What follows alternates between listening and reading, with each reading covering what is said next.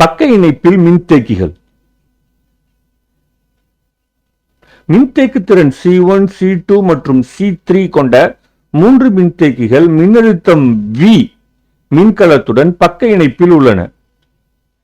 பக்க இணைப்பின் காரணமாக ஒவ்வொரு மின்தேக்கியிலும் உள்ள மின்னழுத்த வேறுபாடு V சமமாக இருக்கும்.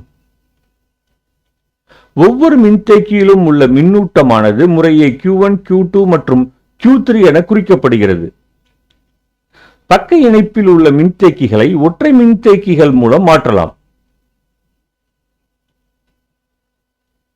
இதை CP என்று கூறுகிறோம். இந்த சமன் மின்தேக்கி மற்ற மின்தேக்கிகளில் உள்ள அதே மின்னழுத்த வேறுபாட்டை கொண்டுள்ளது.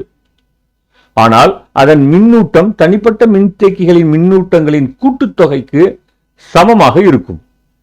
கணித வடிவில் Q equals Q1 plus Q2 plus Q3 என எழுதலாம். C equals Q upon V.